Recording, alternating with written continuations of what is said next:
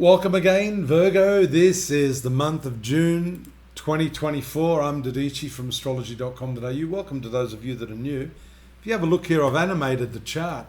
For those of you born under the sun sign of Virgo, in some cases, if you know your rising sign or your lunar sign, you may want to apply this to that particular chart.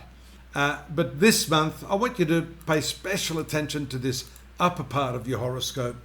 The 10th house, 1, 12, 11, 10. Mercury moves into this zone as well, making a connection with the Sun, Venus and Jupiter on the 3rd of June. And this is all about your work, your career. Is it going to be a busy month? Probably. But one thing I can tell you, that is on the 6th, there is a new moon.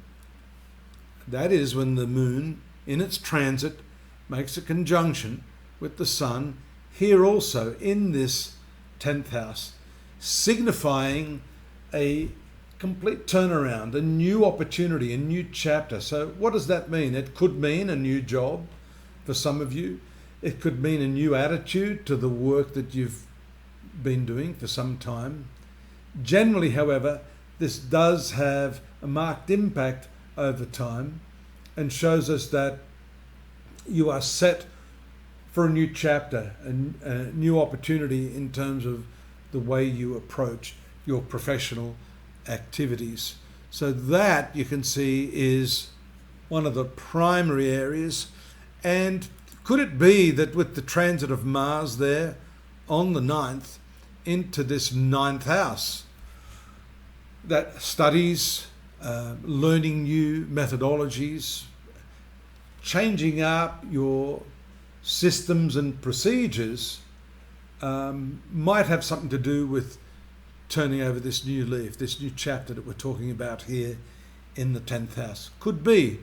For some of you, it could be an out-and-out educational pursuit, a kickstart of your skill sets, embarking on a new journey of learning, tertiary education, courses, degrees, diplomas, anything that is going to improve your overall professional aptitude and opportunities for success in the future.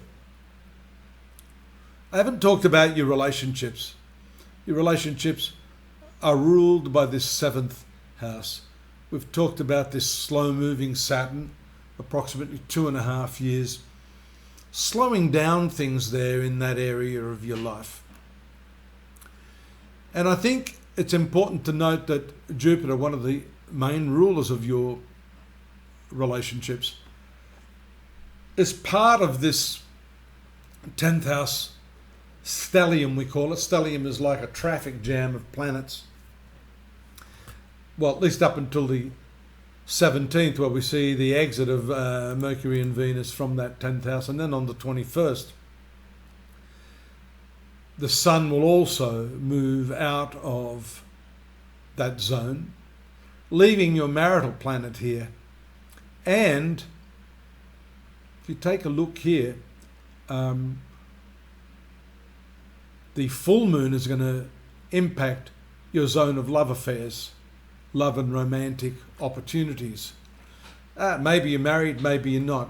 But here we see also the opposition of a very bright moon to Jupiter, the relationship planet, against this backdrop of slow-moving, resistant Saturn, nebulous Neptune, as I call it. Some confusions there. You'll notice that Neptune is on the way out of that area. It's also a very slow-moving planet. But the full moon there in the 5th house does bring opportunity for you.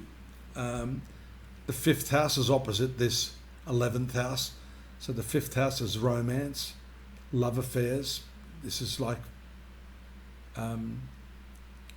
Valentine's style romance. Was the 11th house, and it does cast its influence on your 11th house, is friendships, acquaintances, your social sphere of influence. And by the way, the 11th house has a lot to do with your life goals and your life objectives. Again, tying in with what we saw at the beginning of the month, which is this new moon associated with your career, but also associated with who you are and how you identify yourself. So this is an important month. There's the moon transiting Saturn. And right at the tail end of the month, you'll see on the 30th, Saturn, speaking about your relationships, is going to move into its stationary retrograde motion, commencing a cycle of revision. So I think this is all tied in, a very interesting set of transits. There it is there on the 30th, going into its retrograde motion at that point, right at the tail end of the month. I've got some more information for you, Virgo, at astrology.com.au. Follow the links to find out more about what's going on this month, a more chronological approach to your June month. Do subscribe. We need your subscriptions. It's all I ask in return. If you'd like to ask a question, you can drop me a note. And by all means, come back next month. I'll be here waiting for you. Look forward to it. Stay safe. Bye-bye now.